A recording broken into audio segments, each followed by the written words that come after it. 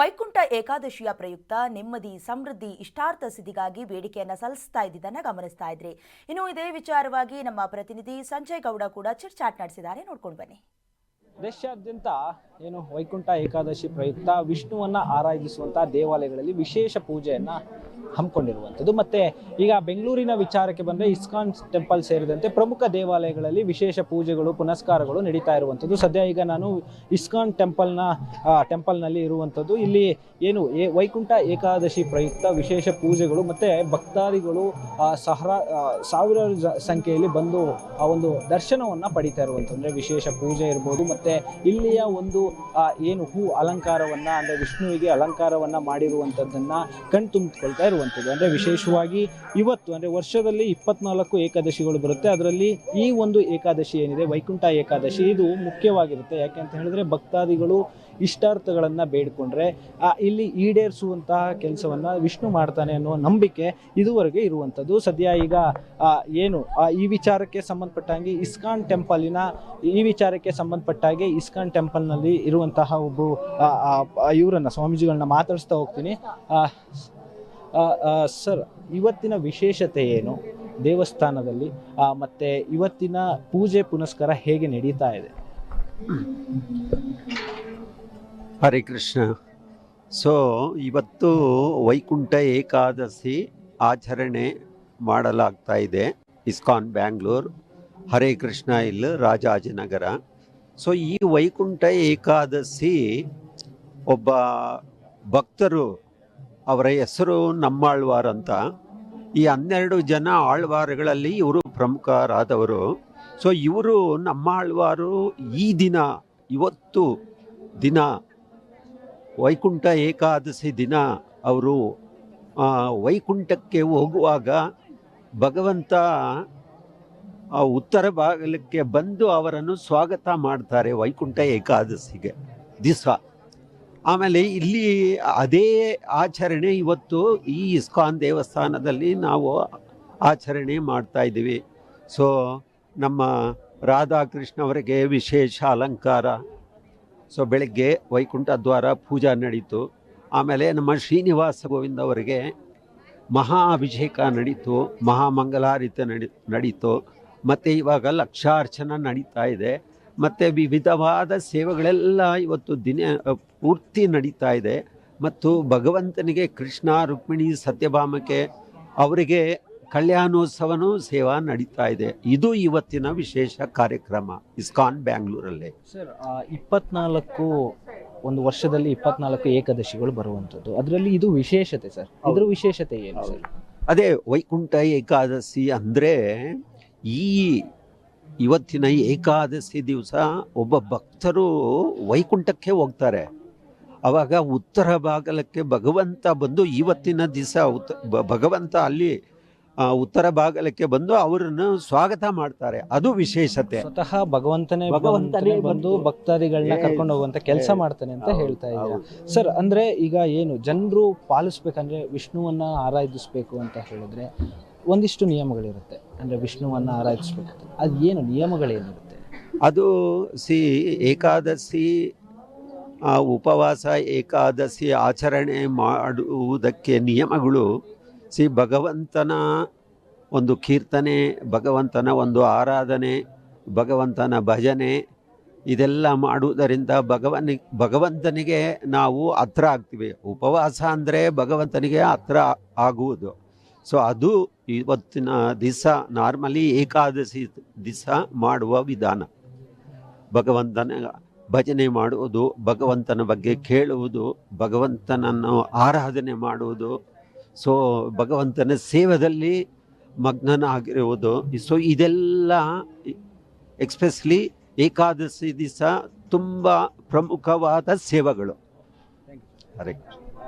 ಇದಿಷ್ಟು ಇಲ್ಲಿಯ ಒಂದು ಕಾರ್ಯ ಸದಸ್ಯರೇನಿದ್ರೆ ಇವರ ಹೇಳಿಕೆ ಆಗಿರುತ್ತೆ. ಅಂದರೆ ಇವ್ರು ಹೇಳುವ ಪ್ರಕಾರ ಏಕಾದಶಿ ದಿನ ನಿಷ್ಠೆಯಿಂದ ಉಪವಾಸ ವ್ರತವನ್ನು ಮಾಡಿ ವಿಷ್ಣುವನ್ನು ಆರಾಧಿಸಿದ್ರೆ ಈ ಒಂದು ಅಂದರೆ ವಿಷ್ಣುವಿನೇ ಸ್ವತಃ ಬಂದು ವೈಕುಂಠಕ್ಕೆ ದಾರಿಯನ್ನು ತೋರಿಸ್ತಾನೆ, ಅಂದರೆ ಮೋಕ್ಷವನ್ನು ಕೊಡ್ತಾನೆ, ಉತ್ತರ ಬಾಗಿಲಿನಲ್ಲಿ ಬಂದು ನಿಮ್ಮನ್ನು ಅವನು ಸ್ವಾಗತ ಮಾಡ್ತಾನೆ ಇಂದಿನ ದಿನದಂದು. ಅಂದರೆ ಅದಾದ ಮೇಲೆ ಹಿಂದೆ ಕೂಡ ಗುರುಗಳು ಅಂದರೆ ಋಷಿಮುನಿಗಳೆಲ್ಲ ಇದೇ ರೀತಿಯಲ್ಲಿ ಮುಕ್ತಿಯನ್ನು ಪಡಿತಾ ಇದ್ರು ಅನ್ನೋ ಒಂದು ನಿಟ್ಟಿನಲ್ಲಿ ಈಗಾಗಲೇ ನಮ್ಮ ಹತ್ರ ಮಾತಾಡಿರುವಂಥದ್ದು. ಕ್ಯಾಮ್ರಾ ಪರ್ಸನ್ ಲಕ್ಷ್ಮೀಕಾಂತ್ ಜೊತೆ ಸಂಜಯ್ ಗೌಡ, ಕರ್ನಾಟಕ ನ್ಯೂಸ್ ಬೀಟ್, ಬೆಂಗಳೂರು. ಬೆಂಗಳೂರಿನ ಹೊರವಲಯದ ಆನೇಕಲ್ನಲ್ಲೂ ಕೂಡ ವೈಕುಂಠ ಏಕಾದಶಿಯ ಸಂಭ್ರಮ ಮನೆ ಮಾಡಿದೆ.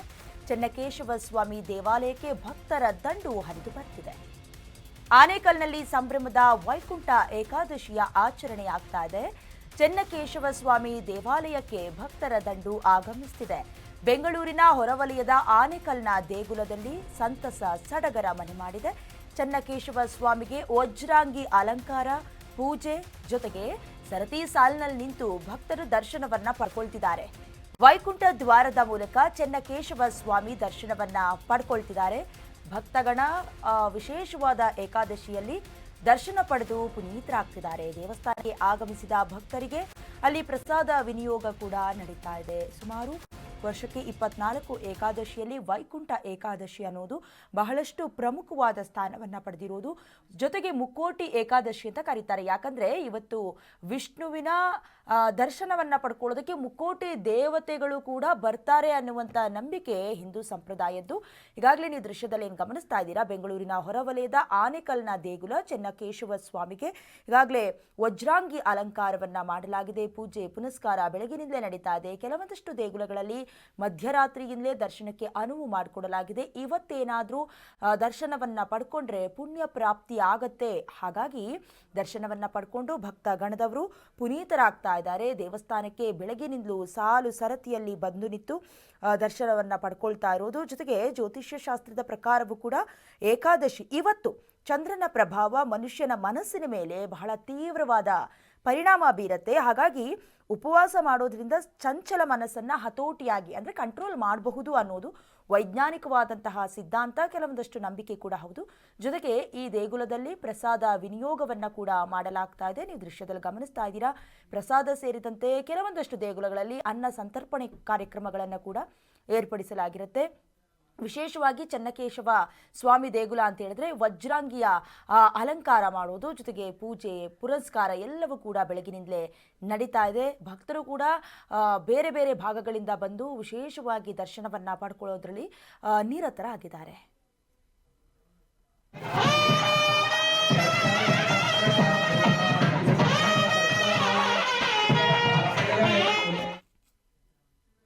ಇನ್ನು ಸಾಂಸ್ಕೃತಿಕ ನಗರಿ ಮೈಸೂರಿನಲ್ಲೂ ಕೂಡ ವೈಕುಂಠ ಏಕಾದಶಿಯ ಸಂಭ್ರಮ ಸಡಗರ ಹೆಚ್ಚಾಗಿದೆ. ಗಣಪತಿ ಸಚ್ಚಿದಾನಂದ ಆಶ್ರಮದಲ್ಲಿ ಸಡಗರ ಮನೆ ಮಾಡಿದೆ. ಮೈಸೂರಿನಲ್ಲೂ ಕೂಡ ವೈಕುಂಠ ಏಕಾದಶಿಯ ಸಂಭ್ರಮ ಮನೆ ಮಾಡಿದೆ. ಗಣಪತಿ ಸಚ್ಚಿದಾನಂದ ಆಶ್ರಮದಲ್ಲಿ ಸಡಗರ ಸಂಭ್ರಮ. ವಿಜಯಾನಂದ ದತ್ತ ಶ್ರೀಗಳ ನೇತೃತ್ವದಲ್ಲಿ ಪೂಜೆ ಕಾರ್ಯಗಳು ನಡೀತಾ ಇದೆ. ಸರತಿ ಸಾಲಿನಲ್ಲಿ ನಿಂತು ಪೂಜೆ ಮಾಡುವುದರ ಮೂಲಕ ಆ ದರ್ಶನವನ್ನ ಕಣ್ತುಂಬಿಕೊಳ್ತಿದ್ದಾರೆ ಭಕ್ತವೃಂದದವರು. ವೈಕುಂಠ ಏಕಾದಶಿ ದಿನ ತಿಮ್ಮಪ್ಪನ ದರ್ಶನವನ್ನ ಮಾಡಬೇಕು ಅಂತ, ದರ್ಶನ ಮಾಡಿದ್ರೆ ಮೋಕ್ಷ ಪ್ರಾಪ್ತಿಯಾಗತ್ತೆ. ಈ ಹಿನ್ನೆಲೆಯಲ್ಲಿ ಭಕ್ತಗಣರಿಂದ ದರ್ಶನವಾಗ್ತಾ ಇದೆ. ಬಹಳಷ್ಟು ಮುಖ್ಯ ಅಥವಾ ಪ್ರಾಮುಖ್ಯತೆಯನ್ನು ಪಡ್ಕೊಂಡಿರುವಂಥ ಏಕಾದಶಿ ಇವತ್ತು. ಹಾಗಾಗಿ ಅದು ಎಷ್ಟೇ ಹೊತ್ತಾದರೂ ಪರವಾಗಿಲ್ಲ. ಹೇಳಬೇಕಂದ್ರೆ ಕೆಲವೊಂದಷ್ಟು ಮಂದಿ ಕೆಲಸಗಳಿಗೆ ರಜೆ ಹಾಕಿ ದೇವಸ್ಥಾನದಲ್ಲಿ ಸರತಿ ಸಾಲಿನಲ್ಲಿ ನಿಂತು ಗಂಟೆಗಟ್ಟಲೆ ಕಾದು ದರ್ಶನವನ್ನು ಪಡ್ಕೊಂಡು ಹೋಗುವಂತಹ ಪ್ರತೀತಿ ನಮ್ಮ ಹಿಂದೂ ಸಂಪ್ರದಾಯದ್ದು. ಈಗ ನೀವು ಗಮನಿಸ್ತಾ ಇದ್ದೀರಾ, ಮೈಸೂರಿನಲ್ಲಿ ಆಗ್ತಾ ಇರುವಂತಹ ಪೂಜೆ ಪುನಸ್ಕಾರದ ದೃಶ್ಯಗಳನ್ನು. ವಿಜಯಾನಂದ ದತ್ತ ಶ್ರೀಗಳ ನೇತೃತ್ವದಲ್ಲಿ ಪೂಜೆ ನಡೀತಾ ಇದೆ. ಸರತಿ ಸಾಲಿನಲ್ಲಿ ನಿಂತು ಭಕ್ತರು ದರ್ಶನವನ್ನು ಪಡ್ಕೊಳ್ತಾ ಇದ್ದಾರೆ. ಇಲ್ಲೂ ಕೂಡ ವಿಶೇಷವಾದಂಥ ಅಲಂಕಾರ. ಯಾಕಂದರೆ ಈ ವಿಷ್ಣುವಿನ ಆರಾಧಕರು ಅಥವಾ ವಿಷ್ಣುವನ್ನ ಪೂಜೆ ಮಾಡುವಂಥ ವರ್ಗ ಏನಿದೆ, ಸಂಪೂರ್ಣವಾಗಿ ಬಣ್ಣ ಬಣ್ಣದ ಹೂಗಳಿಂದ ಬಗೆ ಬಗೆಯ ಲೈಟಿಂಗ್ಸ್ಗಳಿಂದ ರಾತ್ರಿ ಹೊತ್ತು ನೋಡಬೇಕು, ಕಣ್ ತುಂಬಿಕೊಳ್ಳೋದಕ್ಕೆ, ಮನ ತುಂಬಿಕೊಳ್ಳೋದಕ್ಕೆ ಭಕ್ತರು ಕಾತುರದಿಂದ ಕಾಯ್ತಿರ್ತಾರೆ.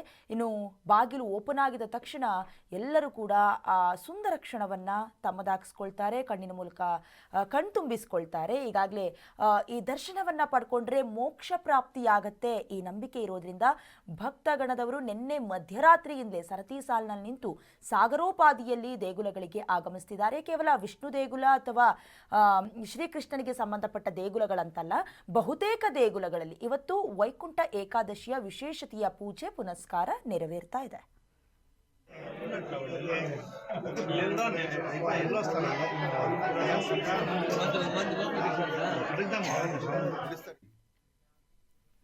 ಚಿಕ್ಕಬಳ್ಳಾಪುರದಲ್ಲೂ ವೈಕುಂಠ ಏಕಾದಶಿ ಸಡಗರ ಮನೆ ಮಾಡಿದೆ. ಪುರಾಣ ಪ್ರಸಿದ್ಧ ಗುಡಿಬಂಡೆ ವೆಂಕಟರಮಣ ಸ್ವಾಮಿ ದೇವಸ್ಥಾನದಲ್ಲಿ ವೈಕುಂಠ ಏಕಾದಶಿಯ ಸಂಭ್ರಮ ಮನೆ ಮಾಡಿರುವುದು. ಚಿಕ್ಕಬಳ್ಳಾಪುರದಲ್ಲೂ ಕೂಡ ವೈಕುಂಠ ಏಕಾದಶಿಯನ್ನ ಆಚರಿಸಲಾಗ್ತಾ ಇದೆ. ಪುರಾಣ ಪ್ರಸಿದ್ಧ ಗುಡಿಬಂಡೆ ವೆಂಕಟರಮಣ ಸ್ವಾಮಿ ದೇಗುಲದಲ್ಲೂ ಕೂಡ ವೈಕುಂಠ ಏಕಾದಶಿಯ ಸಂಭ್ರಮ ಮನೆ ಮಾಡಿದೆ. ಗುಡಿಬಂಡೆಯ ಸಂತೆ ಬೀದಿಯಲ್ಲಿರುವ ದೇವಸ್ಥಾನ ಇದು. ಹಾಗಾಗಿ ಈ ದೇಗುಲದಲ್ಲೂ ಕೂಡ ಅಂದ್ರೆ ವೆಂಕಟರಮಣ ಸ್ವಾಮಿಗೆ ವಿಶೇಷವಾದಂಥ ಅಲಂಕಾರ, ಜೊತೆಗೆ ವೈಕುಂಠ ದ್ವಾರದಲ್ಲಿ ಲಕ್ಷ್ಮಿ ಸಮೇತವಾಗಿರುವಂಥ ವೆಂಕಟರಮಣ ದೇಗುಲ ಇದು. ಸ್ವಾಮಿಯ ದರ್ಶನಕ್ಕಾಗಿ ಭಕ್ತರಿಗೆ ವಿಶೇಷವಾದಂಥ ವ್ಯವಸ್ಥೆಯನ್ನ ಕಲ್ಪಿಸಲಾಗಿದೆ.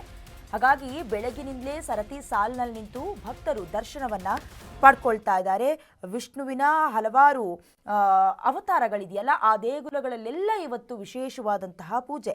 ಅಂದ್ರೆ ಈ ದಿನವನ್ನ ಯಾಕೆ ಪ್ರಮುಖವಾಗಿ ಆಚರಣೆ ಮಾಡಬೇಕು ಅನ್ನೋದಾಗಿ ನೋಡೋದಾದ್ರೆ, ಪುರಾಣಗಳ ಪ್ರಕಾರ ಮುರಾಸುರ ಎಂಬ ರಾಕ್ಷಸನ ಸಂಹಾರಕ್ಕೆ ವಿಷ್ಣುವಿನ ದೇಹದಿಂದ ಜನ್ಮ ತಾಳಿದ ಏಕಾದಶಿ ದೇವಿಯನ್ನ ಮೆಚ್ಚಿದ ವಿಷ್ಣು ಈ ದಿನ ಉಪವಾಸ ಮಾಡಿ ನನ್ನನ್ನ ಆರಾಧಿಸುವವರಿಗೆ ಮೋಕ್ಷ ನೀಡ್ತೀನಿ ಅನ್ನುವಂಥ ವರವನ್ನ ಕೊಟ್ಟಿದ್ರು ಅನ್ನುವಂಥ ಪ್ರತೀತಿ ಕಥೆ ಹಿಂದೂ ಪುರಾಣದಲ್ಲಿರುವುದು. ಜೊತೆಗೆ ಜನ್ಮನ್ಮರಣ ಈ ಸುಳಿಯಲ್ಲಿ ಮುಕ್ತಿ ಹೊಂದೋದಕ್ಕೆ, ಜೊತೆಗೆ ಜೀವನದಲ್ಲಿ ಮಾಡಿದ ತಪ್ಪುಗಳಿಗೆ ಪ್ರಾಯಶ್ಚಿತ ಮಾಡಿಕೊಳ್ಳೋದಕ್ಕೆ ಈ ದಿನದ ಆಚರಣೆ ಅತ್ಯಗತ್ಯ ಅಂತ. ಹೀಗಾಗಿ ಇವತ್ತಿನ ದಿನ ಜಾಗರಣೆ ಮಾಡೋದು, ಉಪವಾಸ ಮಾಡೋದು, ದೇಗುಲಗಳಿಗೆ ಭೇಟಿ ನೀಡೋದು, ದರ್ಶನ ಪಡ್ಕೊಳ್ಳೋದು, ಜೊತೆಗೆ ಕೆಲವೊಂದಷ್ಟು ಕೈಲಾದಷ್ಟು ಸಹಾಯ ಸೇವೆಗಳನ್ನು ಮಾಡೋದು ಇವತ್ತು ಅತ್ಯಂತ ಆಕರ್ಷಣೀಯ. ಜೊತೆಗೆ ಇವತ್ತಿನ ಮಹತ್ವದಲ್ಲೂ ಕೂಡ ಒಂದು ರಾತ್ರಿ ಎಲ್ಲ ನಿದ್ದೆ ಮಾಡದೆ ವಿಷ್ಣು ಸಹಸ್ರನಾಮ ಅಥವಾ ಭಜನೆಗಳನ್ನು ಮಾಡ್ತಾ ಜಾಗರಣೆ ಮಾಡೋದು ಮಾನಸಿಕವಾಗಿ ಬಲವನ್ನು ವೃದ್ಧಿಸುತ್ತೆ ಅನ್ನೋದು. ಜೊತೆಗೆ ಇನ್ನೇನು ಹೊಸ ವರ್ಷದ ತುತ್ತ ತುದಿಯಲ್ಲಿರೋದು, ಈ ವರ್ಷದ ಕೊನೆಯಲ್ಲಿ ಬರುವಂಥ ವಿಶೇಷವಾದ ಪೂಜೆ ಆಗಿರೋದ್ರಿಂದ ಭಕ್ತಗಣ ಕೊನೆಯ ದರ್ಶನವನ್ನು ಪಡ್ಕೊಳ್ಳೋದಕ್ಕೆ, ಪುಣ್ಯ ಪ್ರಾಪ್ತಿಯನ್ನು ಪಡ್ಕೊಳ್ಳೋದಕ್ಕೆ ಸರತಿ ಸಾಲಿನಲ್ಲಿ ನಿಂತು ದರ್ಶನವನ್ನು ಪಡ್ಕೊಳ್ತಿದ್ದಾರೆ.